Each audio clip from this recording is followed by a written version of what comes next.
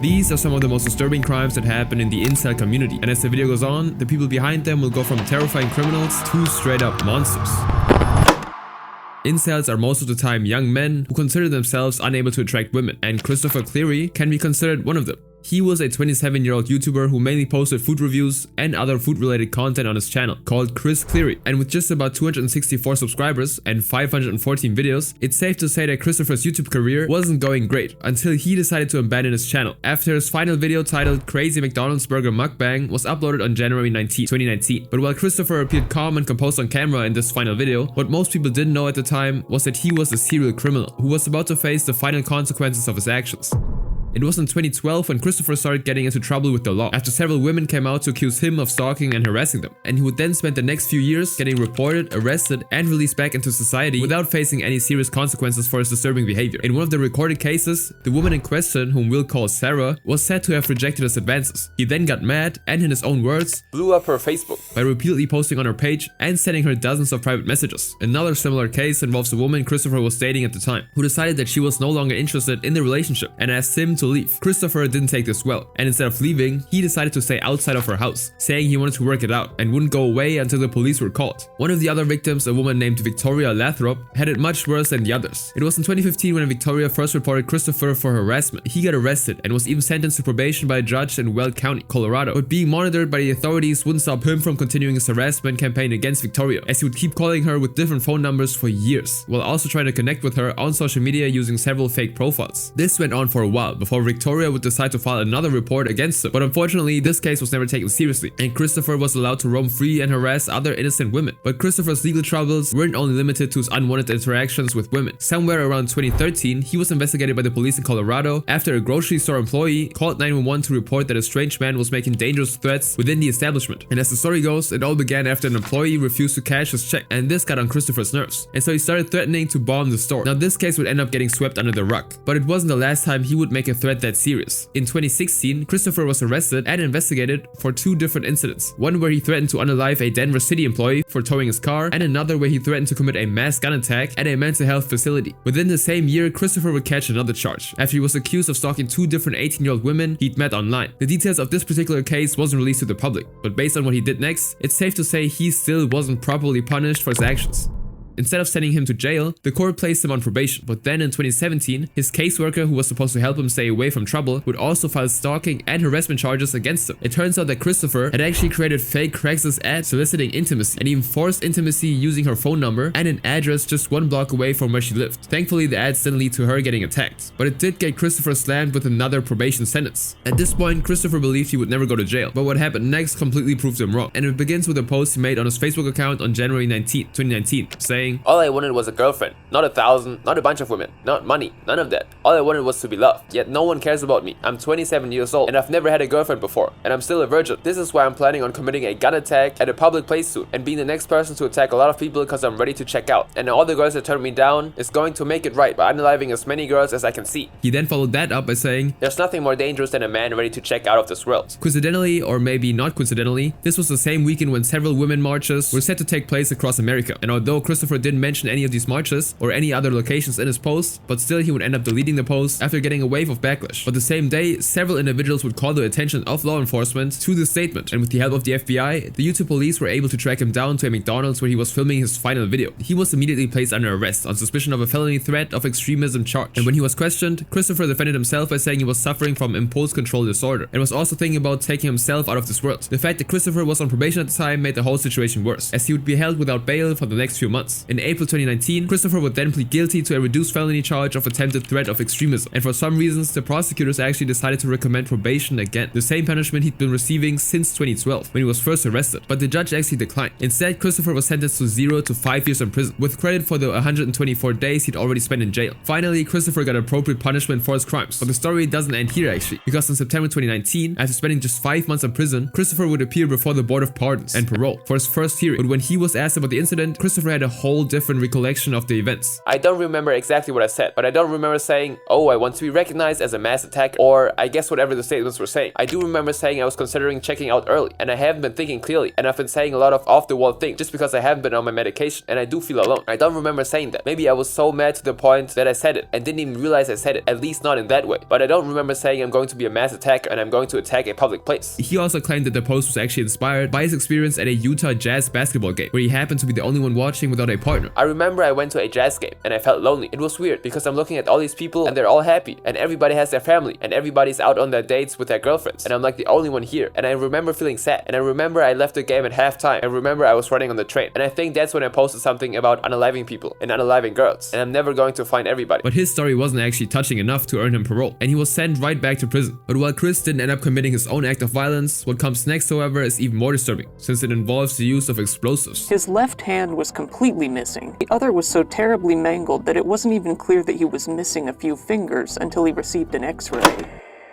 On the 3rd of June 2020, a 23-year-old man named Cole Carini stumbled into the Clinch Valley Medical Center in Richlands, Virginia. One of his hands was completely amputated, and the other one was missing several fingers. In addition, Cole also had shrapnel wounds all over his neck and throat, leaving the emergency workers wondering what could have caused such extensive damage to his body. And when he was questioned, Cole claimed that the injury was from a lawnmower incident at his home, but the hospital authorities didn't actually believe this, and so they immediately contacted the FBI. And while Cole was being taken care of, several agents would be dispatched to his home to conduct a search, along with Virginia State Troopers and Tazewell County Sheriff's deputies. And it was from the moment they arrived that Cole's story would begin to fall apart, because as it would turn out, the lawn at Cole's home was standing at 6 inches high and showed no signs of a recent mowing. But as they went into the house, what they discovered took the case to a whole new level. Inside a footlocker in Cole's bedroom, the agents found a plastic bottle containing triacetone triperoxide, an explosive compound used to make improvised explosive devices, or IEDs. And sitting beside the footlocker was a box filled with rusty nails, which the FBI believed was used as shrapnel in an IED. And then on the floor, close to the box of nails, was a blistered plastic container. According to one of the officers on the scene, Special Agent Neil Schmid, the top of the container had been peeled back in a manner consistent with an explosion. The blinds on the bedroom window also had cut marks consistent with having been pierced by shrapnels. Somewhere around the blinds was a t-shirt that had the same cut marks. And on the ceiling above the plastic container, the officers also noticed a red substance, which they believed to be blood, splattered everywhere, along with a skin-colored chunk believed to be human flesh. There was also blood spattered on the adjacent wall, and blood droplets leading from the bedroom, down the stairs, and out the front door. Now outside, the agents found a red minivan, which also contained large pools of blood both inside and on the outside. Now they would also decide to check out a shed situated on a neighboring property belonging to Cole's grandmother. And this is where all the pieces of the story started coming together. As soon as they opened the door, they found a surveillance system, PVC pipes, pieces of loose wires scattered all over, and empty chemical containers, extension cables, and a hole with loose soil around it. By all indication, it looked exactly like the site of an explosion, but there was still more to see. In other parts of the shed, the officers found coffee filters, countless electronic switches, a hot plate, and a container filled with an unidentified liquid substance. Right next to the hot plate were a couple of coffee cups with a white crystalline residue in them, as well as a partially constructed pressure cooker explosive device similar to the one used in the Boston Marathon bombing. On the ground, they found a crumbled paper, which they presumed was written by Cole. It contained highly unsettling scenarios of revenge against women, but it wasn't a fantasy, it was a plan, a highly detailed plan. He casually walked through the shopping mall. His jacket concealed deadly objects. He had redacted of tension that would come and go as he now approached the stage of hot cheerleaders. Even if he checked out, this statement was worth it. A dead seriousness sank in as he realized that he was truly passing the point of no return. He decided, I will not back down. I will not be afraid of the consequences. No matter what, I will be heroic. I will make a statement like Elliot Rogers did, he thought to himself. For context, Elliot Rodger was a 22-year-old incel extremist who ended the lives of multiple people, and he's probably the most famous of all the incels, and we'll cover him soon too. Now, by the time the search was concluded, Cole had been transferred to a different hospital for further treatment, but once he was stabilized, it was now time to answer some questions. And just like the hospital authorities did when he first came in, the FBI agents also asked Cole to explain how he was injured. They would also inform him about all the items they found in his home and the shed during their search. But strangely, Cole stuck with the story. He still claimed that he was mowing his yard when the lawnmower suddenly flipped over in such a way that it dragged his hand straight into the blades. And because the blades were spinning so fast, it exploded like a bomb. The officers knew the story was fake, especially since they'd also found out that this wasn't the first time Cole would be getting into trouble for messing with explosives. Apparently, he'd been arrested in the past and was on the radar of the state police officials and Tazewell County Sheriff's Office at the time of the incident. Now, because of the overwhelming evidence against him, Cole would be arrested and charged with lying to law enforcement officials. He would also later be hit with more serious charges of possession and manufacture of an unregistered explosive device, which had him looking at up to 5 years in prison. Now Cole tried to maintain his innocence for a while, but he too would eventually break and plead guilty in January of 2021. By July of the same year, the trial was over, and Cole received a sentence of 84 months in federal prison. This next case, however, takes things to a whole new level, as it involves the brutal unaliving of an innocent woman. A man went into an erotic massage parlor in Toronto called the Crown Spa. He attacked a young woman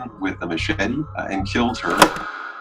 It's February 24, 2020. Crown Spa, a massage parlor in Toronto, is preparing for business as usual. Behind the desk in the manager's office, a woman simply identified as JC starts her day just like she'd done for the past 5 years, since she'd taken control of the business. But something was different about today. For one, she had a dentist appointment and was short on staff. Her newly hired receptionist had bailed at the last minute, so she had to ask one of her friends, 24-year-old Ashley Norrell Azega, to fill in. But what these women don't know is that their worlds are about to collide with an extremist who's out for blood. This extremist in question is Oguzhan Zur, a self-professed incel who spent years reading and spreading hateful messages about women online just because he couldn't get a girlfriend. According to sources close to him, Oguzhan was a lonely, depressed young person who faced a lot of bullying in school, forcing him to stop attending classes completely in grade 9. But while his mother supported his decision to drop out of school, she still tried to get him professional help for his mental health issues. But Oguzhan simply refused. Instead, he moved out of his mother's house and went to live with his father. This was when he became fully involved with the online incel movement. He would spend day after day in the basement, browsing 4chan and Reddit, and watching several YouTube videos promoting extremist, alt-right, misogynistic, and anti-Semitic conspiracy theories. The companionship he couldn't find in real life was replaced by an addiction to the internet, where most of his incel-related narratives were validated by like-minded individuals. On his Steam account, Oguzhan would describe himself as a proud incel and seeker of martyrdom. He would declare in his profile that he hated feminists, who he considered to be the root cause of his problems. Like many others in the incel community, Oguzhan idolized extremists like Elliot Rodger and Alec Manasseh. He especially could relate to Alec, since he also lived in Toronto and also had committed his own attack within the city. At first, Oguzhan's involvement in incel spaces remained confined to the internet, but eventually he made the decision to take things into the real world, planning an attack he believed would cement his legacy alongside the other extremists he idolized. And his preferred target was of course the Crown Spa, located just a few blocks from the home he shared with his father and stepmother. On that fateful day in February of 2020, Oguzhan left home wearing a long dark coat, a hat, and sunglasses. In his coat pocket, he also kept his driver's license and a sharpening stone, and a piece of paper on which he'd written, "Long live the Incel Rebellion." He then attached a black sheet to his belt before sliding a 17-inch long sword with the words "Adult Worker Slayer" etched into it. And at about 12:30 p.m., Oguzhan walked through the front door of Crown Spa and headed straight for the lobby. Once inside, he saw Ashley at the reception desk, and without uttering a word, he pulled out the sword and started stabbing her in the neck. Ashley was caught by surprise, so she couldn't defend herself, and seconds later, she was on the floor, bleeding. But Oguzhan wasn't done. He kept slashing her without mercy, and this was when JC, who was getting ready for her appointment, started hearing some strange sounds coming from the lobby. She came running immediately to check out what was going on, and upon getting to the lobby, she saw Oguzhan standing in the pool of Ashley's blood, still holding a sword. Oguzhan saw her and turned his attention now towards JC. She tried to run, but the exterior door just wouldn't open, even as Oguzhan was closing in behind her, and within a matter of seconds, he was right there, stabbing her over and over. She screamed at him to stop, but he wouldn't listen. Instead, he screamed back at her, calling her derogatory names and yelling, "Die, die, die." With all this going on, JC's brother-in-law, Jason, was waiting outside the building to accompany her to the dentist, and when he didn't see her come out the door, he decided to check on her. But as he tried to open the door, he realized it was stuck, and on the other side, JC and Oguzhan were grappling on the floor, blocking the door. Now somewhere along the line, JC actually managed to snatch a sword from Oguzhan, turn around, and stab him in the back, and that one strike was all she needed to end the onslaught, as Oguzhan started bleeding out while stumbling into the parking lot. As Jason attempted to hold him down, JC headed straight to the door, running to neighboring businesses and begging them to call 911. By the time the first responders arrived, they found Oguzhan bleeding to death outside the building. The sword, which she'd removed, was somewhere on the asphalt. The paramedic began questioning him, asking him what happened, but Oguzhan's response chilled him to the bones. "I wanted to unalive everybody in the building. I'm happy I got one." They also found the note he'd written earlier in his coat pocket, and after patching him up and making sure he doesn't lose his life, the paramedics handed him over to the police, who immediately placed him under arrest. As for Ashley, unfortunately, she sustained 42 wounds, lost too much blood, and taken her last breath before the emergency services even arrived. An investigation would immediately be launched into the incident, and it was during this investigation that followed that officers would uncover Oguzhan's digital footprint, which led straight to several incel forums and the most extreme corners of the internet. And when questioned about how he became a member of the community, Oguzhan simply responded by saying, "You don't choose to become an incel, you're born one." Now, he would later be charged with murder and attempted murder, but in May 2020, the charges were actually upgraded with an extremism charge enhancement. And although he wasn't yet of age at the time the crime was committed, Oguzhan was actually tried as an adult, which meant that he would face the maximum possible sentence if convicted. Now, Oguzhan didn't even try to fight the charge. September 14, 2022, he entered a guilty plea to both charges, and his sentence would come over a year later, on November 28, 2023, and by then, his mindset had changed dramatically. Just before the punishment was handed down, he was allowed to address the court, and he used this opportunity to express his regret, saying that The attack wasn't actually worth it. but just because he was now sorry, didn't mean he wouldn't face the consequences of his actions, as he would be sentenced to life in prison, without possibility of parole for 10 years, plus an additional 3-year sentence for the attempted unaliving of JC. And as terrible as Oguzhan's story was though, this next case gets even worse, as it involves an extremely rare case of a mass attack in a country with one of the strictest gun laws in the He world. was a troubled young man, unhappy with the hand life had dealt him. But what turned the disgruntled Jake Davison into a mass killer?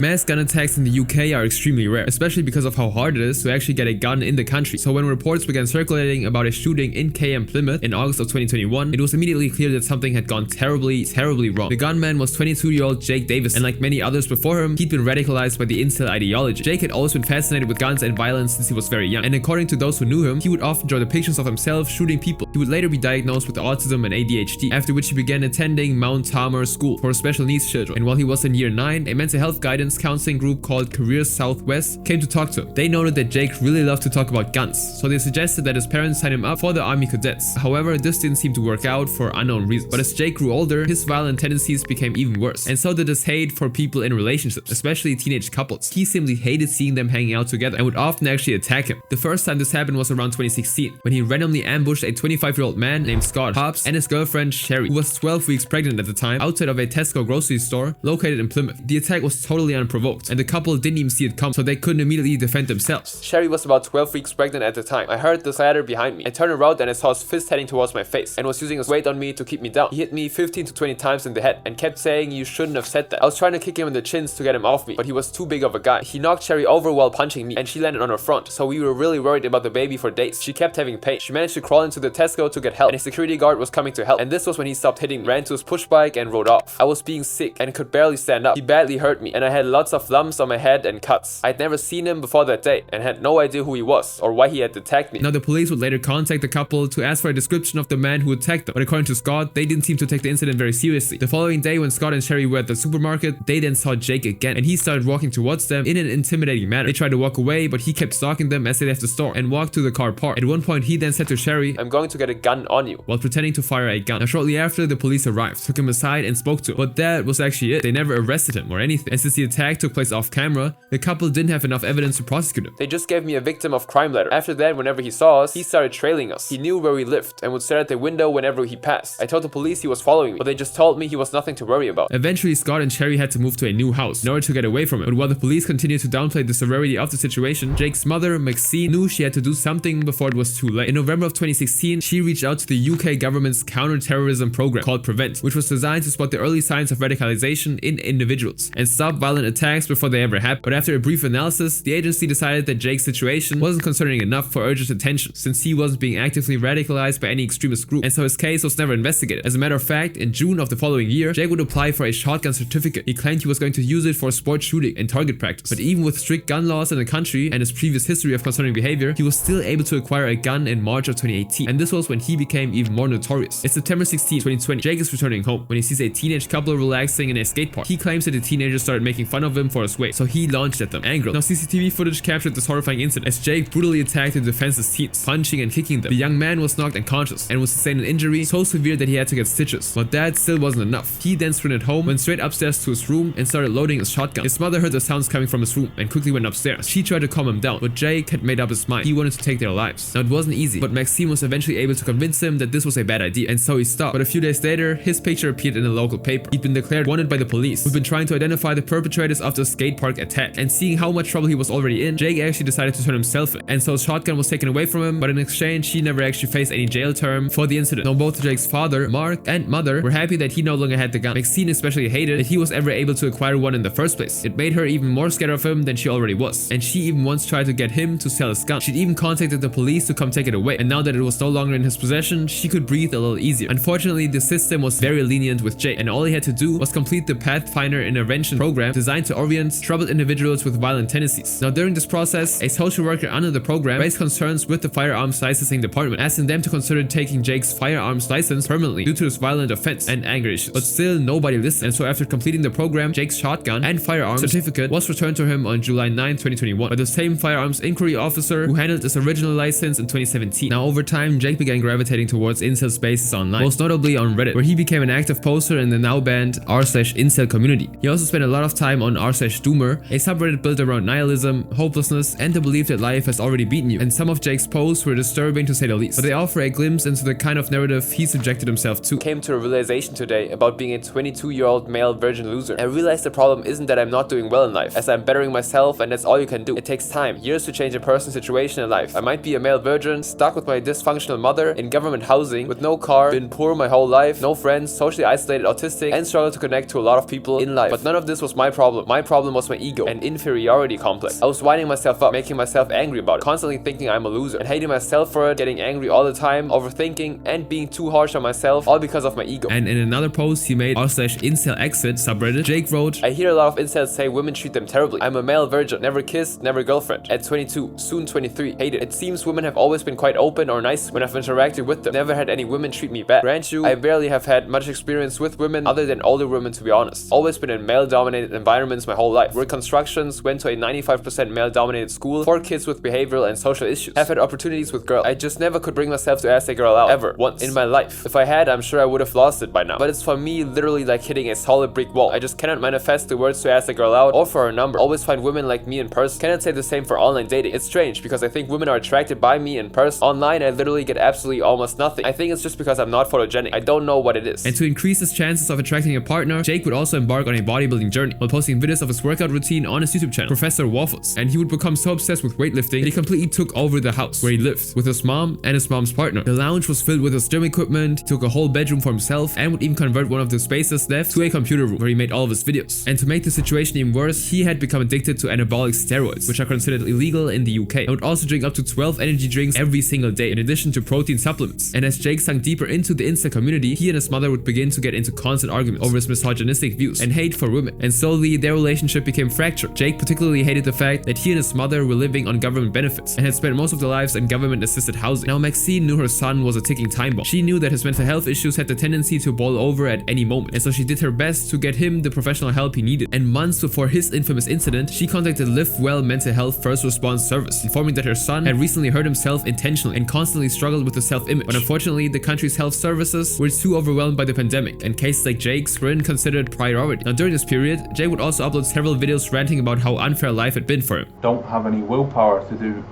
anything anymore, you know? I know a lot of people say, oh, that's weak-minded, that's pathetic, but dude, it's like how many years I've been working out, how many years I've been wanting and dealing with all these frustrations. He would also complain about how he doesn't feel or look any better despite constantly working out, and you could tell that he was completely defeated at this point. In another video, Jake would also talk about how he missed out on teenage love and how badly that has affected him. Do I get any enjoyment from working out anymore? No.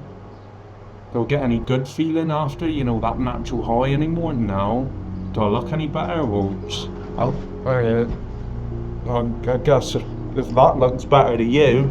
Jake genuinely believed that it was too late for him to find love, and that even if he was ever able to meet someone his age, willing to enter into a relationship with him, it wouldn't feel the same. I know I'm still somewhat young, and I hope I can make up for it, but I have a feeling like I missed that boat and it's never coming back.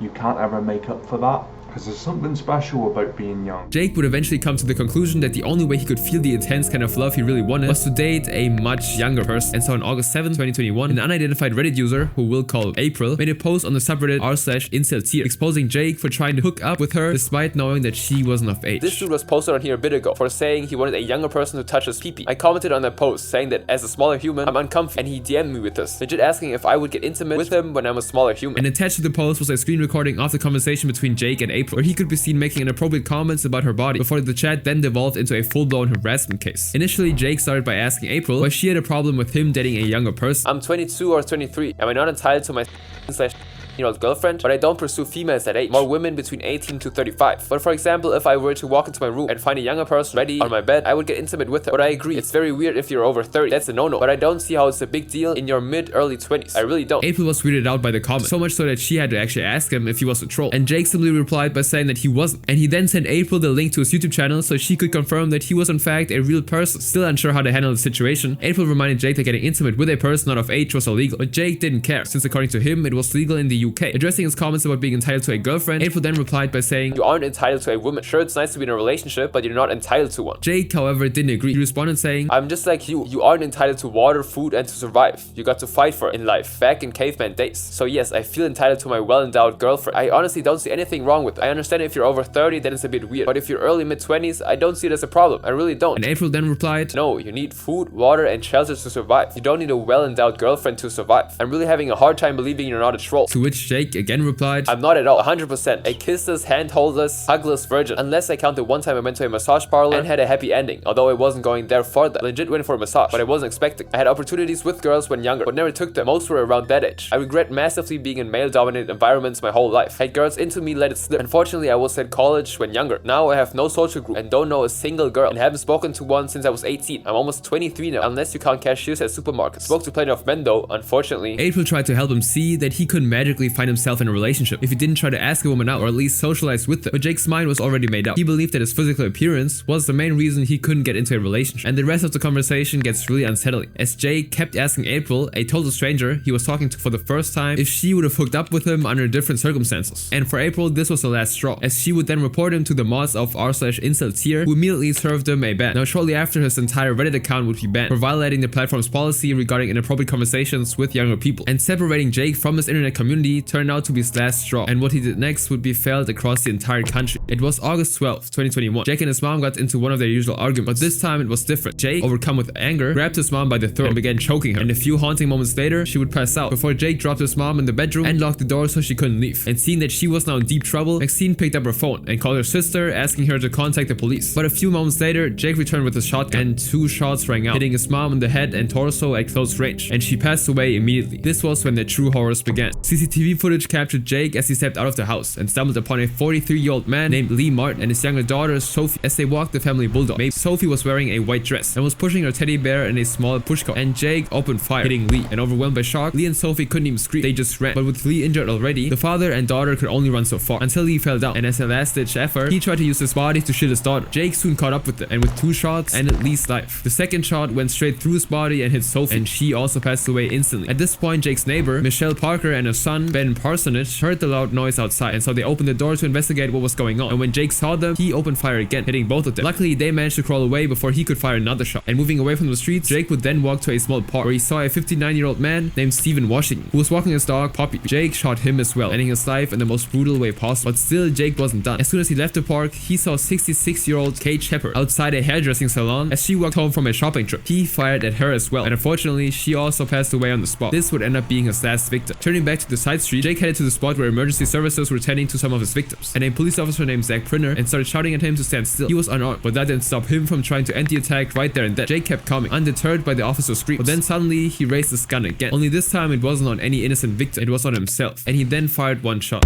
And just like that, the vicious attack came to an end. The whole thing lasted for about 8 minutes, but by the time the smoke cleared, 5 people including a younger person, 2 women, and 2 men had been unalived. Michelle and Ben would later receive emergency medical treatment, and thankfully they managed to survive their injuries. News of the incident quickly spread across social media. Now in the neighborhood, people couldn't believe that Jake could have carried out such a gruesome attack, but as more information surfaced, it became obvious that this incident could have been prevented if the authorities had taken Jake's violent history seriously. There were a lot of signs leading to the incident, but unfortunately they were all ignored. This attack would end up becoming one of the deadliest mass attacks involving a firearm in the UK in over a decade. But Jake wasn't the only incel who took out his frustration on innocent people. The police investigating this say it appears that the gunman legally owned the pistol that he used to kill. Witnesses say that he came here to this yoga studio as if he was going to be a student taking a class.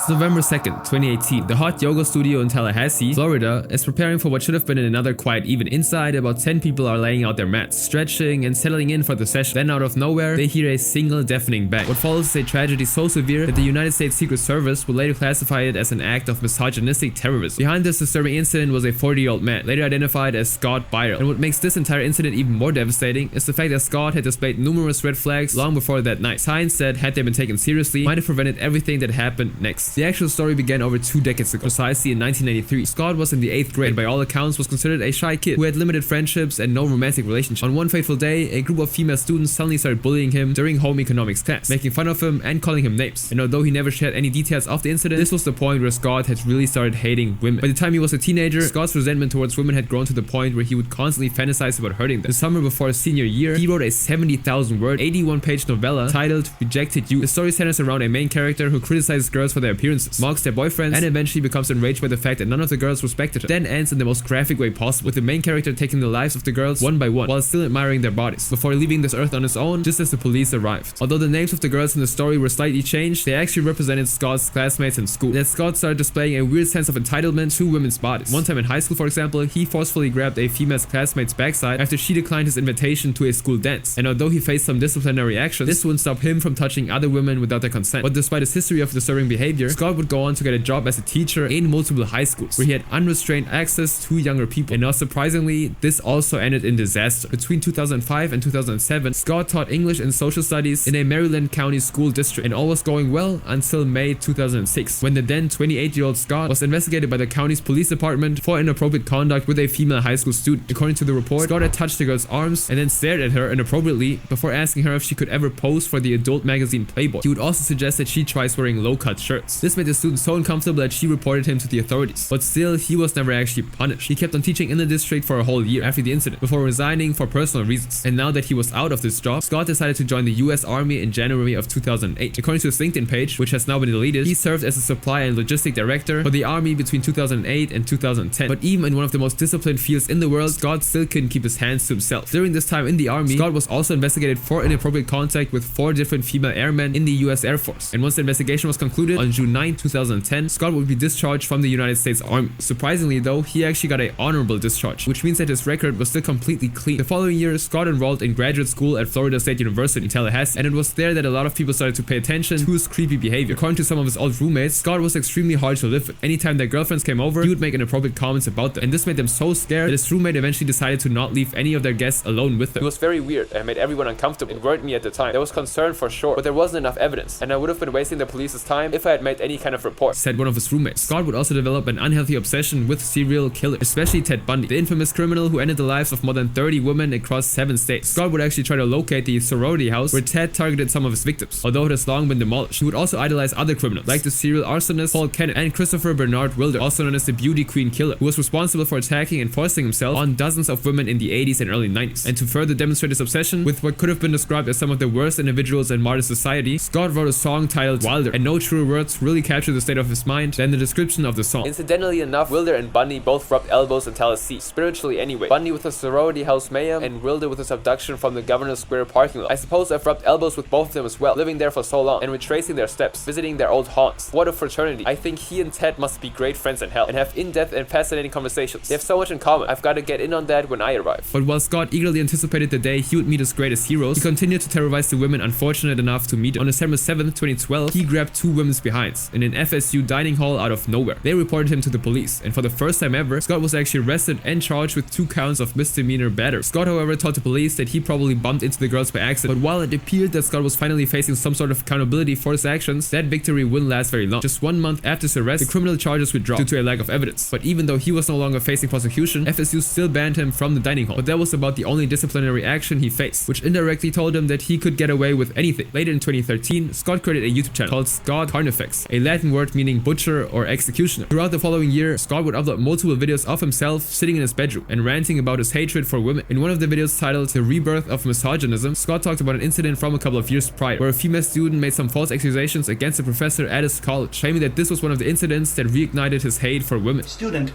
lodged these allegations, and this grown man that should never have had to deal with this had fought it for years and years. Finally, the female, once she became an adult, realized she was doing the wrong thing by perpetuating this lie and admitted it. He also name-dropped some of his former female classmates, accusing them of rejecting him when he was a teenager, before going into another story about a lady he was working with who got so creeped out by him that she reported him to the cops. In another video titled The Plight of the Adolescent Male, Scott expressed his admiration for the infamous incel killer Elliot Rodger, while blaming the society for pushing people like him to violence. In the position or the situation, disposition of Elliot Rodger, of like not getting no love, no nothing, endless wasteland that breeds this longing and this frustration. Speaking about his own experience, Scott claimed that he was ashamed that he had never gotten into a romantic relationship at the age of 22, and that he finds it difficult to listen to love songs as they remind him of how lonely he really is. I don't think a female can ever understand the societal pressure that's put on an adolescent male to unburden himself of this stigma that society's put on him. The only problem was, Scott never actually tried to get into a romantic relationship with any women. Instead, he simply preferred to touch them inappropriately and do his best to creep them out, especially if they were much younger than him. He would go on to complete 2 master's degrees in FSU, but for some reason he kept coming back to the campus. In June 2014, an employee reported that Scott had been stalking the female coach of the volleyball team at the campus gym, leading to another encounter with the police, who issued him a trespassing warning. And once again, Scott believed that the rules didn't simply apply to him, and he went to the campus again. This time he was actually arrested and charged for trespassing, but instead of sending him to jail, the judge ordered him to complete a misdemeanor diversion program, and he was finally banned from the FSU campus altogether. By April of 2015, Scott had gotten a new job as a substitute teacher for the Leon County Public School District, but from the very start it became obvious that this would end in disaster too. According to the officials who interviewed him for the job, Scott was described as rude, nervous, and having a scary and angry look on his face, and the entire interaction was so terrifying that the district employees locked the door after he left, so he couldn't come back to hurt them. But still, for some unknown reason, they gave him the job. Less than a year later, in March 2016, Scott was then fired for violating the district's policy on internet use. He'd been caught watching explicit content involving yoga and cheerleaders on the school computer, and while he was jobless in June 2016, Scott got into trouble again after he approached a woman sunbathing at the swimming pool of his apartment complex in Tallahassee, asking if he could help apply sunscreen on her body. She refused, and then Scott got mad, and out of nowhere he suddenly slapped, grabbed, and shook her rear end, forcing the woman to call the cops. Scott was arrested and charged with battery, but just like the other instances, he was never prosecuted. Instead, he was sent to a court-mandated counseling with an addiction therapist. But while his well-documented history of creepy and disturbing behavior was enough to get him banned from ever getting a teaching job once again, he managed to slip through the system. In August of 2017, he was again hired as a substitute teacher by the Volusia County Public Schools. However, he would be fired 2 weeks later for unprofessional conduct, but he simply transferred to another school in the same district and kept working as a substitute teacher. He would eventually lose that job as well after he was reported for inappropriate contacts with a female student. And according to the report, Scott touched the student on her stomach just below the bra line and then asked if she was ticklish. The incident would soon be reported to the school's officials, and once he knew that they were onto him, he simply tried to escape from the campus, but was stopped by law enforcement. It's not clear whether he faced any form of punishment for this incident, aside from the fact that he of course lost his job again. Now during this period, Scott also started making music professionally under the same name he used for his YouTube channel, Scott Carnifex. He would end up recording over 24 songs, many of which were released on his website and a music streaming platform called AudioMac. These songs mostly revolve around the themes of misogyny, racism, anger, and violence. And in one of the songs titled Locked in My Basement, Scott talked about his plans to kidnap an unidentified person who rejected him when he was younger and torture her for the rest of her life. The lyrics are nothing short of unsettling. She's locked in my basement, she'll never say a word. When she screams out in terror, she cannot be heard.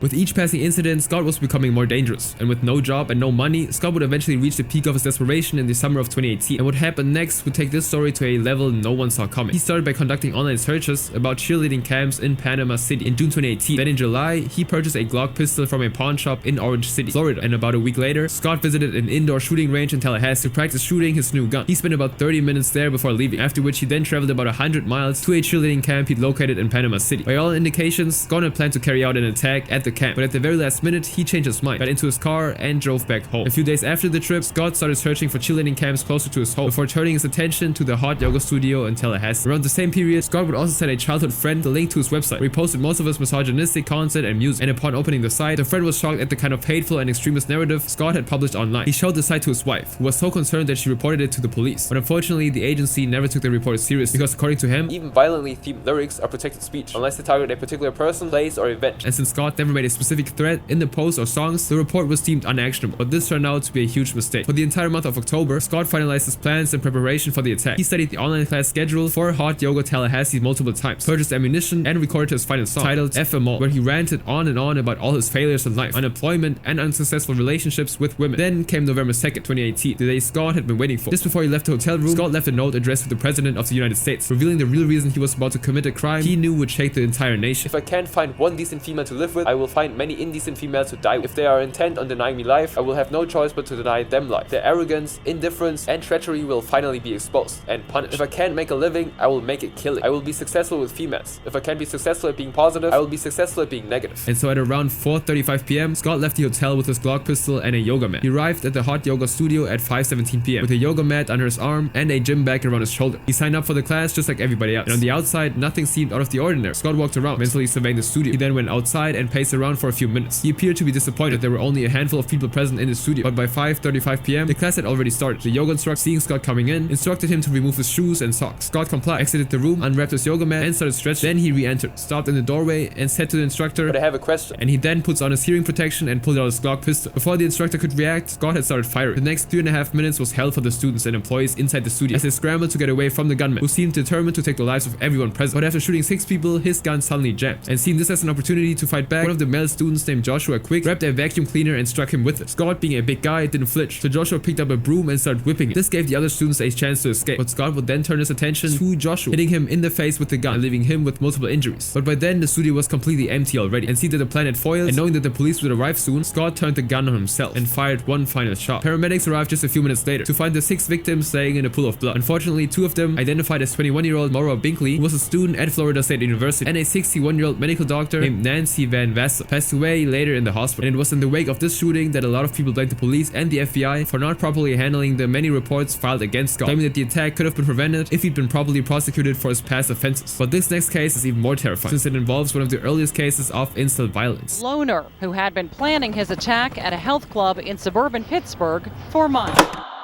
On the 5th of November 2018, a 48-year-old man named George Sudini started an online diary on his personal website, georgesudini.com, and this was his first entry. Planned to do this in this summer, but figured to stick around to see the election outcome. This particular one got so much attention, and I was just curious. Not like I give a flying F who won, since this exit plan was already planned. The exit plan George was referring to would eventually lead to one of the most disturbing acts of violence in recent history, an attack so unsettling that it cemented him as one of the earliest figures associated with incel-motivated killings. Months before making this post, George had attended a self-help seminar organized by a well-known author and dating guru named R. Dawn Steele. His goal was to get some help for his romantic life, which was non-existent at the time. George could be seen in one of the videotapings of the event, wearing a white button-down shirt and paying attention to every word that came out of Dawn's mouth. But sadly, Dawn's messaging was the last thing George needed, as he majorly pushed the narrative that women didn't like men who were too nice, and that this was the reason that most of the dudes in the seminar couldn't attract a partner. As part of a homework assignment from the seminar, George was asked to film a tour of his home, showcasing his living space. And it's thanks to this video that we get a glimpse into the mind of a man that would later become a monster. This is my house from the street. Here is my car. This is a 2-bedroom brick ranch, conveniently located. Judging by the video, George was living comfortably. He had a new car in a house he completely owned, which was filled with everything he believed would easily impress a woman. The woman will really be impressed.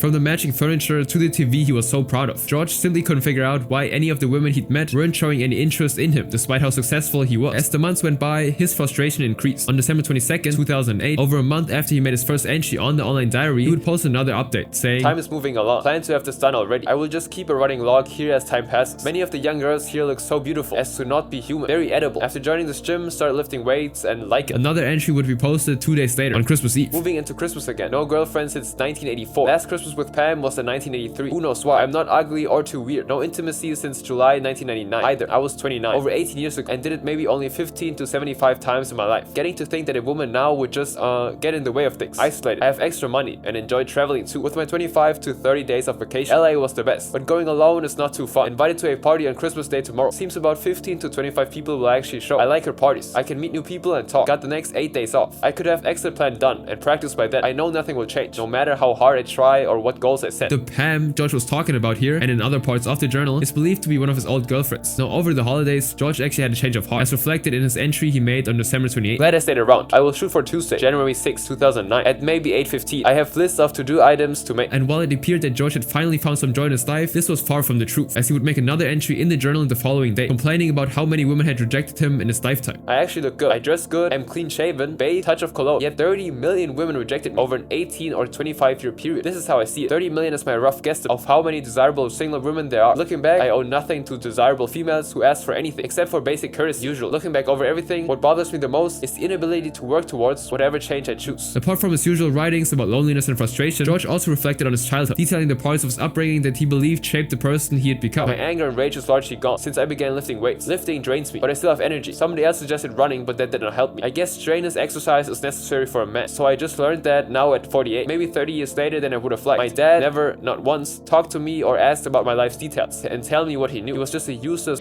don't. He also wrote about his brother, claiming he would bully him and humiliate him in front of the girls he tried to impress as a teenager. And this was then followed by a note that confirmed that George's plan was still in full swing. I hope it doesn't snow on Tuesday. Just thought of that. The crowd will be thin, so I would postpone. On that same day, George would also rant about some of the people he had a personal vendetta against, including Pastor Rick Knapp of the Tetelestai Church in Pittsburgh. George had been a member of the church for 13 years before leaving in November of 2006, and judging by the way he spoke about the man, it appears he didn't leave on a very good note. It would later be revealed that George had actually been kicked off the church after one of the members reported him for being creepy. The lady, who we'll call Rose, claimed that George would stare at her during church service, making her extremely uncomfortable, and when Rose couldn't take it anymore, she reported George to the church leaders, who then asked him to leave and never come back. George was livid, and in response, he doxed the pastor in his online journal, publishing the man's phone number and home address for everyone to see. He would also accuse the pastor of encouraging his members to commit mass attacks, saying, "Religion is a waste, but this guy teaches and convinced me you can commit mass unalivings, then still go to heaven." Rick's church would later dispute the claim, arguing that George had taken his teachings out of context. But for George, it didn't matter. His exit plan was already decided, and the date was set for January 6, 2009. His journal entry on the day before the big event confirmed his resolve to go ahead with it. Was at the gym to lift, very crowded. Tomorrow should be good. There's a woman there that gives me a certain look every time I'm there. I decided to walk over and make a comment about the crowds, but she left when I finished the exercise. Better that I do not get sidetracked from tomorrow's plan anyway. Life is just playing games. 1 or 2 dates with her, then the end. No matter how many changes I try to make, things stay the same. Every evening I'm alone and then go to bed alone. Young women were brutal when I was younger. Now they aren't as much. Probably because they just see me as just another old man. I see 20-something couples everywhere. I see a 20-something guy with a nice 20-ish young woman. I think those years slipped right by me. Why should I continue another 20 years alone? I'll just work, come home, eat, maybe do something, then go to bed alone for the next day of the same thing. This is the Auschwitz syndrome. To be in serious pain so long, one thinks it's normal. I cannot wait for tomorrow. Although he'd postponed the exit plan once in the past, George was determined to go ahead with it this time, and nothing was going to stop him. He'd chosen the gym as his final destination because it gave him the chance to take out as many young, beautiful women as he wanted. The following day, George would then make another entry into the journal, complaining about how he felt like a zombie, just going through the motions in life, and how he'd lost all of his enthusiasm for the future. He then ended the note by saying, "God have mercy. I wish life could be better for all, and the crazy world can somehow run smooth. I wish I had answers. Bye." This was supposed to be his last entry, but just a couple of hours later, another post suddenly appeared in the journal. It is 8:45 p.m. I chickened out. I brought the loaded guns. Everything. Hell. This was the second time George had changed his mind about carrying out the attack, and it almost seemed like he was forcing himself to go through with it. After his last entry, George would completely disappear from the internet for the next 4 months, before coming back to provide an update about his life on April 24, 2009. In this new post, George would reveal that he was currently at the risk of losing his job, as the company he'd spent the last 10 years working for had begun downsizing. The economy was facing some rough challenges, and while George had survived the first 2 rounds of layoffs, he believed he would be let go soon. "I predict I won't survive the next layoff. This is when there's no point to continue. Right now, life is bearable, and I can get by indefinitely. Something bad must happen. The paycheck is all I have left. The future holds nothing for me. 25 years of nothing fun. I never even spent one weekend with a girl in my life, even at my own place. Also unlikely to find another similar job. I guess then is when I take care of things. I don't have kids, close friends, or anything. Just me here. If you have nothing, you have nothing to lose." But even though George believed that his life was going downhill, he still didn't have the confidence to pull off his plan, because in his next entry made on May 5th, 2009, he would talk about using alcohol to get himself in the right mood on the D-Day, despite the fact that he had not tasted alcohol in the past 20 years. The next few entries after that were just regular updates about his gym activities, but on May 18th, he would make a different kind of post. "I actually had a date today. It was with a woman I met on the bus in March. We got together at 2 PPG Place for lunch. The last date for me was May 1st, 2008. Women just don't like me. There are 30 million desirable women in the US, my estimate, and I cannot find one. Not one of them finds me attractive." And later on June 5th, he would make a particularly creepy post about the intimate activities of younger people, saying, "I was reading several posts on different forums, and it seems many younger people engage in intimacy frequently. One younger person does it usually 3 times a day with her boyfriend. So, after a month of that, this little person has had more intimacy than me in my life, and I'm 48. One more reason. Thanks for nada. Bye." At this point, it's easy to conclude that life had been unfair for George, but an entry he made on July 20th proved that his attitude had more to do with his misery than the actual events happening in his life. "Been a long time since that's right. Everything still sucks, but I got a promotion and a raise, even in this crappy Obama economy." So not only did George survive the downsizing, despite being very sure that he wouldn't, he also started making even more money. But instead of focusing on this positive aspect of his life, George would complain in the same post about how lonely he was, calling himself a total malfunction. George was simply obsessed with the idea of intimacy, that just days later, he saw a young girl coming out of his neighbor's house and quickly ran to his journal. "I just looked out of the window and saw a beautiful college-age girl leaving Bob Fox's house across the street. I guess he got a good lay today. College girls are adult workers. I do stuff to myself frequently." He's about 45 years old. She was a long-haired, hot little hottie with a beautiful bob. "I do stuff to myself frequently. Some were simply meant to walk a lonely path in life. I don't usually look out, but just happen to notice. Holy hell, I've done stuff to myself since 13. Thanks, mom and brother, by blood alone. And dad, old man, for totally ignoring me through the years. All of you deeply helped me this way." This must have been truly George's last straw, as by the following week, he would talk about going to the gun range to practice his routine, working out every detail of the plan, and finally revealing the date he'd chosen. Unfortunately, George wouldn't postpone it this time, and it turned out to be his final post in the journal. "Maybe soon I will see God and Jesus. At least this is what I was told. Eternal life does not depend on works. If it did, we will all be in hell. I will try not to add any more entries, because this computer clicking distracts probably 99% of the people who know me, well, don't even think I was this crazy. Told by at least 100 girls/women over the years, I was a nice guy. No kidding. The following day was August 4, 2009, a day the people of Collier Township, Pennsylvania will never forget. Around 8:15 p.m. on this fateful day, George walked into the women's aerobics class at the LA Fitness Center. He was carrying a duffel bag, which contained two Glock 9x19mm semi-automatic handguns and a .45 caliber revolver. He also had a different semi-automatic pistol in his pocket, and once he was inside, George dropped the bag on the floor and turned off the light. And that was when the carnage began. Sounds of gunshots could be heard echoing throughout the building as George fired indiscriminately at the women inside the gym, and by the time the smoke cleared, 12 women had been hit. 3 of them couldn't make it. This included 46-year-old Heidi Overmare, 49-year-old Elizabeth Gannon, and 38-year-old Jody Billingsley. The rest were left with varying degrees of injury. George would end up firing 52 shots with his 2 Glocks before turning the revolver on himself and taking an early exit from this earth. He never used a semi-automatic pistol in his pocket. Emergency services soon arrived on the scene to rescue the injured women, but for those who experienced the incident in real time, life was never the same. In the wake of the attack, it would be later revealed that George had actually transferred his estate, which was valued at about $250,000, to his former school, the University of Pittsburgh. However, the university didn't want to have anything to do with the money. Instead, they redirected it to the victims and their families. And it didn't take long for investigators to discover George's journal, immediately confirming that the attack had been inspired by misogyny, racism, and toxic masculinity. The next incel attack, however, even trumps this one. He was planning to continue his hate-fueled,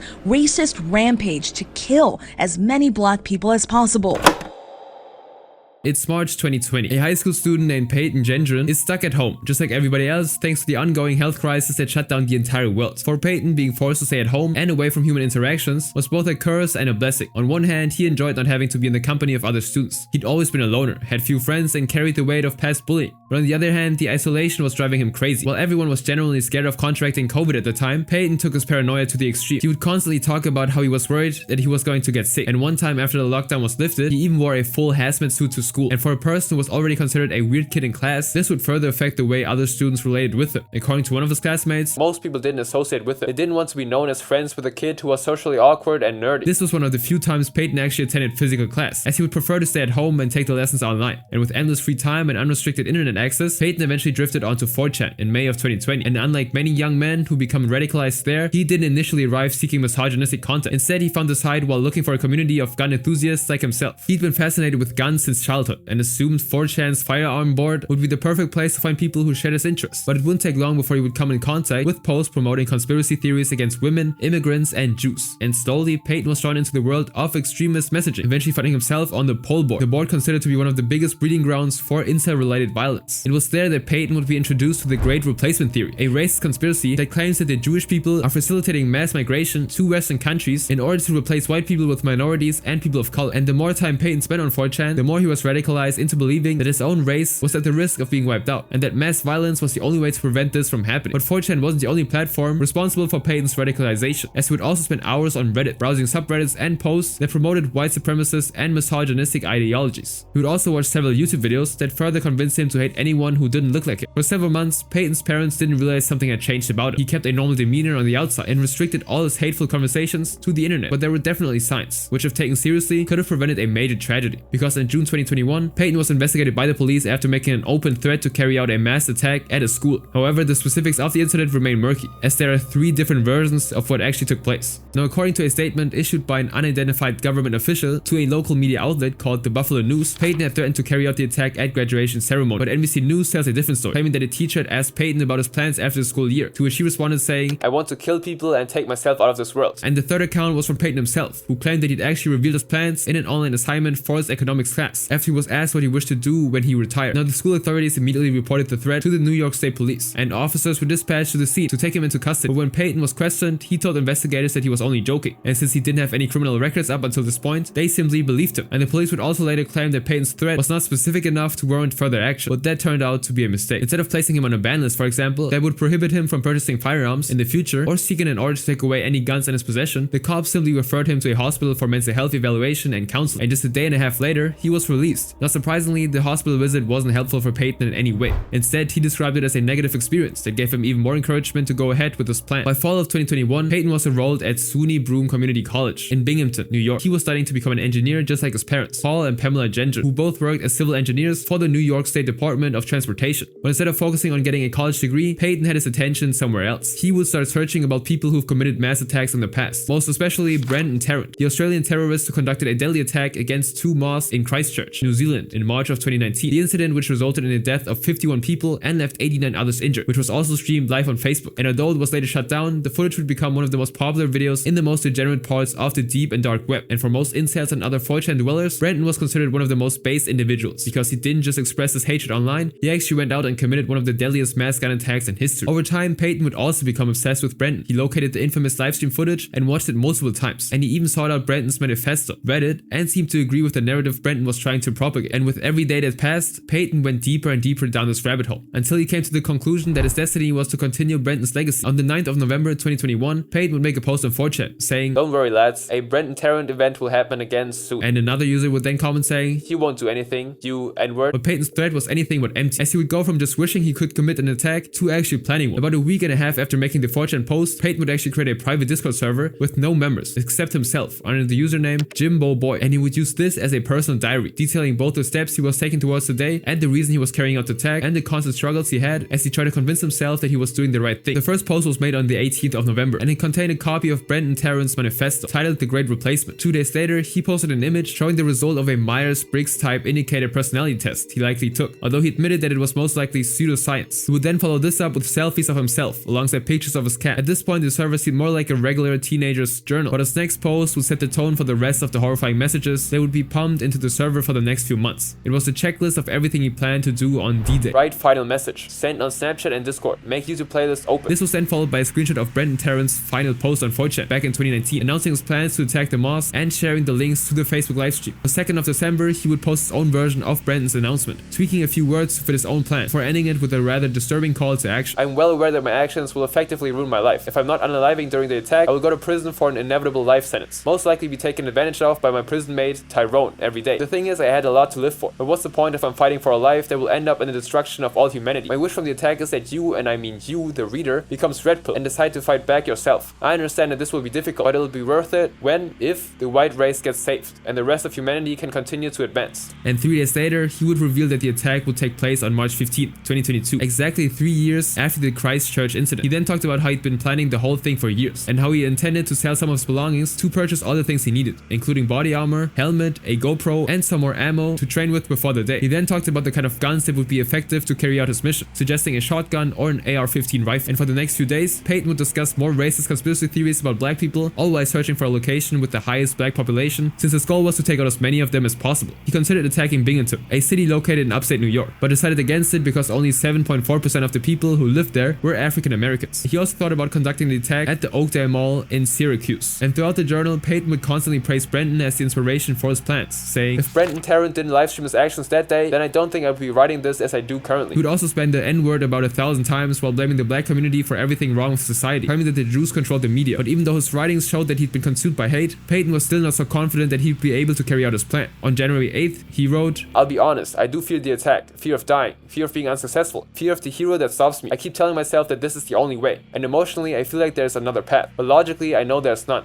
Why me? Why am I set for this? This isn't what I wanted. I wanted to be an engineer, but if I don't carry out with the attack, my entire life would be a waste anyway. I would most likely grow old and see we've passed the point of no return, and then die knowing there's nothing I can do to save the human race." On the surface, this appears to be a moment of reflection for Peyton, but he'd gone too far at this point, as he genuinely believed that this was his destiny, to carry out this horrific attack. He had managed to convince himself that this was what he was born to do, and that there was no other option. Earlier in December, Peyton had already acquired many of the items he believed he needed for the attack, including bullet-resistant body armor, a 12-gauge ammo, and a helmet. But it was in January that he would begin to do some of the heavier purchases, buying a GoPro and a semi-automatic Bushmaster XM15 rifle from a gun shop known as Vintage Firearms. And since he had no prior criminal record, Peyton easily cleared a background check, and according to the seller, nothing about Peyton raised any alarms. And in fact, the transaction was so unremarkable that the seller didn't even remember, and once Peyton had the rifle, he then traveled across state lines to Pennsylvania to purchase a 30-round ammunition magazine, which couldn't be purchased in New York since magazines holding more than 10 rounds are prohibited, and he would later illegally modify the rifle to accept the 30-round magazine. As a backup plan in case the rifle failed, Peyton also purchased a shotgun at a store in the neighboring town of Great Bend in Pennsylvania, informing the store owner that he only wanted to use it for target practice. As the day started closing in, Peyton started to narrow down his search for the perfect location. High on his list were Rochester and Buffalo. He contemplated attacking a church, a Walmart, Target, a synagogue, a barbershop, and even an elementary school. But eventually, he chose the Tops-friendly markets in the east side neighborhood of Buffalo as his preferred target, mainly because it has a high population of African Americans. And so on March 8th, Peyton embarked embarked on a 3-hour journey to Buffalo so he could physically scope out the place. Upon returning home later that night, Payton would also sketch out a rough map on the inside of the grocery store, outlining the different aisles and how he would navigate around the store to cause maximum damage before the cops arrived. Everything was going according to plan until May 14th, just the day before the attack was supposed to take place, because he started feeling sick. At first, he tried to toughen up and keep everything going as planned, as he would find out that he had contracted COVID, and this would end up setting his plan back by a couple of months. But nothing was really going to stop him, and once he got better and started preparing for what would become one of the deadliest racially inspired mass gun attacks in the history of New York. On the evening of May 12, 2022, Payton would release a 180-page manifesto he'd been working on for the past few months. In this document, he again referenced the Great Replacement theory, while including dozens of incel and far-right memes, alongside with several racist conspiracy theories targeting black people and Jews. It's not clear what medium Payton actually used to release his manifesto, or how many people saw it at the time, but nonetheless, around 8 AM the following day, Payton would suddenly appear on the front door of one of his only longtime friends, 19-year-old Matthew Casado. He was carrying 5 boxes of 5.6mm high-caliber ammunition, a high-powered rifle, and 2 additional boxes of unspecified items. Payton explained that he'd been rearranging his house and just needed a place to store everything temporarily, and since both he and Matthew had bonded over their shared interest in firearms and had even gone shooting together, Matthew wasn't really alarmed by the massive amount of ammunition Payton had dropped off. If anything, he was just irritated that Payton was treating his home like a personal storage unit. Upon leaving Matthew's house, Payton would then head over to Buffalo to take one final look at his target and finalize his plans. He chose the parking lot and mapped out his movements from there before driving back home to prepare for his mission. It's May 14th, 2022, the day Payton had been waiting for. He's fully dressed up in military gear, has already mounted his GoPro on his helmet, and put on his trusted armored vest. On one of his rifles, he wrote the N-word multiple times, along with a mocking statement referencing reparations. On another gun, he listed the names of the white supremacists and incels who inspired him: Dylan Roof, Robert Bowser, John Ernest, and of course Brenton Tarrant. And after packing all of his weapons into the car, Payton would drive 200 miles to Buffalo. At about 2 PM, he would share the link to his Discord server with 15 people, all of whom have not been identified, and this was the first time that anyone else would be aware of his plans. But it was too late to inform the authorities, as Payton was already on the scene ready to attack. Just like Brenton, Payton would also plan to livestream the whole thing. He set up his Twitch account and went live, before driving right to the spot he'd previously picked out in the parking lot of the Top supermarket on Jefferson Avenue. It was now around 2:30 PM, and the store was packed with shoppers going about their day, unaware that this young terrorist was about to alter the trajectory of their lives. As he stepped out of the car, most of the people in the parking lot didn't even realize he was there to hurt them. They believed he was in the army because of the kind of gear he was wearing. It was only after the first shot rang that they realized what was going on.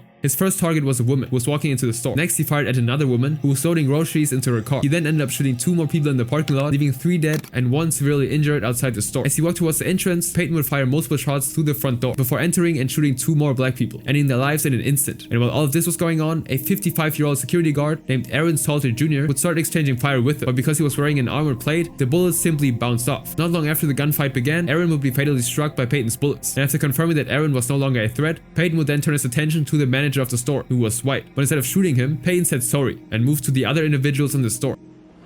Sorry.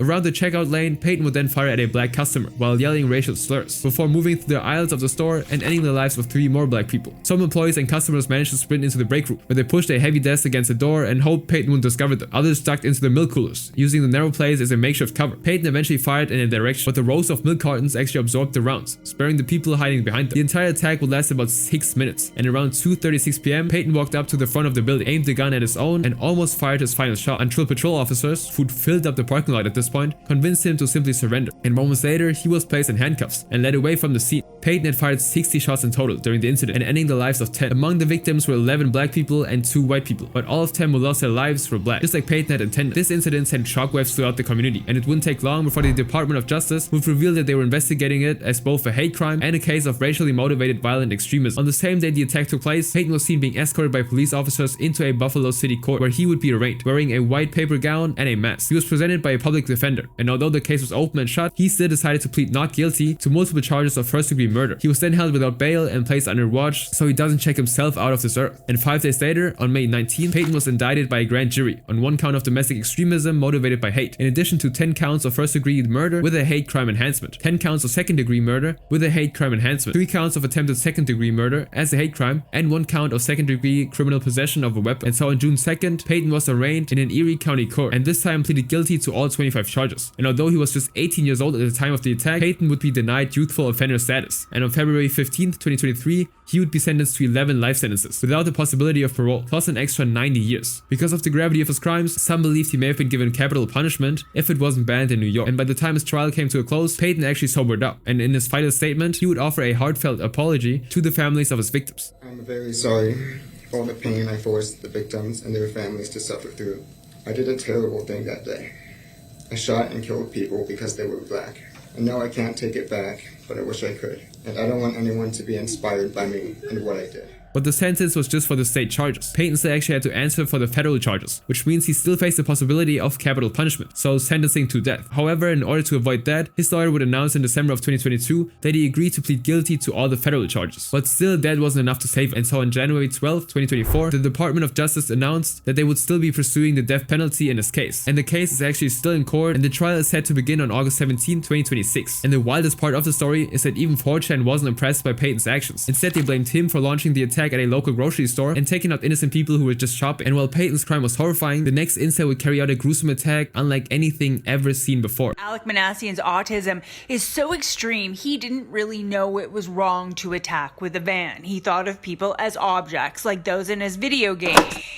The Incel community has produced many monsters of different proportions, but very few can hold a candle to the disturbing story of Alec Manassian, the 25-year-old self-professed incel who committed one of the most horrific mass killings in the history of Canada. But Alec's problem started when he was much younger. Born with learning and developmental issues, Alec had a lot of difficulty socializing with other kids in elementary school and would often run out of the classroom out of severe anxiety. And apart from isolating himself, he would also throw temper tantrums in class, hoarding toys in the corner and screaming at anyone who tried to take them away. And worried that something might be wrong with him, Alec's parents took him to the Markham Stouffville Hospital for an evaluation at the age of 5. And it was only then when they discovered that Alec had been suffering from a condition known as Asperger's syndrome, now considered part of the autism spectrum disorder. Following this diagnosis, his parents enrolled him in a special program known as Giant Steps, which specializes in teaching students on the spectrum with the aim of helping them integrate into regular classrooms. Unfortunately, his condition also made him susceptible to bullying once he got into secondary school, further damaging his self-esteem. And instead of fighting back, Alec tried to become the class clown and would constantly engage in self-deprecating humor in front of the whole class, joking openly about having a condition he called Asperger's syndrome, humping the walls, spitting on himself repeatedly, and trying to bite people. According to one of his former classmates, he'd basically just purr and meow and act like a cat. I never heard him speak. He'd literally act like a person who was trying to act like a cat. But while most of his bullies were males, Alec also claimed to have some negative experiences with the female students in his class. He described them making fun of him and ridiculing him so badly he became afraid of them. And whenever he was approached by a girl, Alec would throw up in his hands or pretend to cry just so they could leave him alone. In addition to his previous conditions, Alec would also later be diagnosed with Tourette's syndrome, developing a very peculiar tic, which involved him curling into a ball and repeating the phrase, "I don't like girls." But Alec would eventually find his community at the age of 15 when his parents bought him his own computer. He became obsessed with the video game Halo, a first-person shooter game where super soldiers for interstellar domination. Playing with friends and strangers he met online, Alec felt right at home, especially since this time he could finally have fun without talking to anyone in real life. Now, after graduation from high school in 2011, Alec enrolled at Seneca College in Toronto to study software programming. But even though he was an excellent student who excelled above most of the other students, his lack of social skills put him at a disadvantage. He couldn't make friends and couldn't engage in casual conversations, and every single attempt at finding a partner ended in failure. In one instance, Alec summoned up the courage to ask a girl he liked for a number, while she had her head down over a book at the library. She actually gave it and went for a walk with him, but shortly after that, she would suddenly stop responding to his texts and emails with no explanations. In order to help him overcome his social anxiety, his parents then advised him to quit college in January of 2017, just before his final semester, and enlist in the Canadian military. Surprisingly, he managed to pass his entrance assessment and was then admitted into the academy with the recruit number C232-49161. However, within just a few days, it became very obvious that Alec wasn't built for the army. He couldn't handle basic military drills, constantly touched his nose, cheek, and ears, and even had trouble packing his kits. He also never made eye contact with anyone, spoke without any hints of emotion, and always seemed absent-minded. And so when he asked to be discharged just 16 days into training, nobody was really surprised. Since he couldn't make it in the army, Alex would return to Seneca to complete his final semester. But while it appeared like Alec was slowly trying to get his life together, something darker was brewing behind the scenes. While seeking solace on the internet, the only place he could socialize without any troubles, Alec found a community that consisted of people just like him, who found it impossible to get into a romantic or intimate relationship. But instead of trying to find solutions to this problem, these people turned their frustration into hate, directed at the same women they were trying to attract. And Alec would spend hours reading these hateful comments, and according to him, it made him feel better to know that other people shared his sentiments. And after spending years engaging in these forums and building up this disdain for women to a very dangerous level, Alec would eventually extend his misogynistic worldview beyond the internet. In early 2018, he started searching vehicle ramming incidents in Europe, as well as stories of mass attackers, and for some reason, he identified with them. He believed his life was falling apart, and he was unemployed, and so he decided that there was only one thing left to do. On April 23rd, 2018, Alec told his father that he was going to meet a friend at Starbucks, and his father actually offered to give him a ride. But while on their way there, he began to notice some unusual behavior from Alec, who was overly cheerful and positive about the future. And after dropping him off, Alec's father waited in the parking lot for a while. But after Alec texted him to say his friend would be there soon, he left. But all of this was a misdirection, as Alec had other plans. 2 weeks earlier, he'd reserved a van with a rental company known as Ryder, claiming he was finishing school soon and wanted to move apartments. And now with his father gone, he headed for the Ryder office located near Highway 7 in Ontario. He was wearing a black hoodie, a royal blue t-shirt, and black pants. And the bald patches in his hair showed that he'd shaved it himself. Around 12:30 p.m., Alec finally walked into the rental location. He passed his driver's license to the attendant, who immediately ran a background check before handing him the keys. It came back clean. Alec had no criminal records, which made what he was about to do even more unsettling. A few minutes later, he was in the parking lot, wondering how to turn on the van, and a female sales rep saw him struggling and approached him, asking if he needed help. I have a weird question. Alec then replied, I'm used to newer cars. Can you show me how to put it in drive? She nodded and climbed into the front seat, and that was when she noticed how nervous Alec was. His hands were literally shaking as he watched her pull the gear shift down. Alec would then spend the next 20 minutes in the parking lot before pulling out his phone and posting this cryptic message on Facebook. Private recruit, Minassian Infantry 0010. Wishing to speak to Sergeant 4chan, please. C232-49161. The Incel rebellion has already begun. We will overthrow all the Chads and Stacys. All hail the Supreme Gentleman, Elliot Roger. For context, Chad and Stacy are incel lingo often used on forums like 4chan and Reddit to refer to popular, attractive, and confident men and women, respectively. And after making this post, Alec would then drive off the property and head on to Yonge Street in North York. He then drove onto a curb on Finch Avenue and started speeding down the sidewalk with the sole intention of hitting as many people as he could. CCTV cameras captured Alec's van as he carried out the attack, and the scenes are nothing short of terrifying. His first two victims were 22-year-old Ji-Han Kim, an accounting student at the University of Toronto, and 22-year-old Tae Chung, an international student from Korea who just arrived in Canada. Both Han Kim and Hae Chung were standing outside of a Korean barbecue restaurant when Alec struck them. Unfortunately, they didn't make it. Alec then continued down the path, hitting 83-year-old Geraldine Brady in front of a Shoppers Drug Mart before crossing Tolman Street and striking Chul Min Kang, a 45-year-old chef who unfortunately got stuck under the van and was dragged for several meters before his body was eventually released in front of a vape shop down the line. But Alec wasn't done. He continued driving down the Camford Boulevard, where he slammed into a man walking north on the crosswalk. Parts of the van broke off at this point, but that still didn't stop him from plowing down straight into Mary Elizabeth Forsyth, a 94-year-old retired office worker who was strolling down the sidewalk. As he traveled further, Alec would then hit several other people, including a male instructor who taught at Ryerson University and 2 other women, one of whom was thrown straight into a bus stop just before Alec crashed into it. He would then continue driving down Horsham Avenue when he targeted another woman on the crosswalk. She tried dodging the van, but ended up slamming her head into the driver's side mirror. Alec then continued driving on the sidewalk until he reached the block between LLC Avenue and Parkview. He then turned the van southeast and headed down the northbound lane, driving against traffic. Upon reaching the intersection of Parkview Avenue, he struck 94-year-old Munir Abdur Najjar while he was trying to cross the road. The impact of the collision threw him straight into the air before he landed headfirst onto the pavement near a convenience store. He lost his life immediately, and Alec would continue driving onto Parkhome Avenue, heading back onto the sidewalk and driving straight into a crowd of 6 pedestrians, which included a 31-year-old woman named Anne-Marie D'Amico and 45-year-old Vitus Renuka Amarasinghe. He then continued onto Last Lane Square, where he slammed straight into 3 women: 33-year-old Andrea Braden, 62-year-old Amaresh Tesfamariam, and 80-year-old Dorothy Sew. Ironically, it was Dorothy who would bring the attack to a conclusion, because just before Alex struck her suddenly, she was holding a Starbucks coffee in her hand, which spilled onto the windshield, obscuring Alex's vision. And because of this, he decided to pull the van over on the north sidewalk, Conan's Avenue, just west of Yonge Street. In total, Alec traveled for 1.4 miles, or about 2.3 kilometers, leaving death and destruction in his path. Once the van stopped, a police officer named Ken Lamb immediately intercepted Alec, pulled out his gun, and yelled for Alec to get down. The van's door was open on the driver's side. Alec got down and then started doing something really strange. He dipped his hand in his back pocket, drew an item that looked like a gun, and pointed it to Officer Ken, asking the officer to shoot him in the head before he shoots him. A witness watching the whole thing captured the scene, and it might just be one of the most dramatic police encounters ever filmed.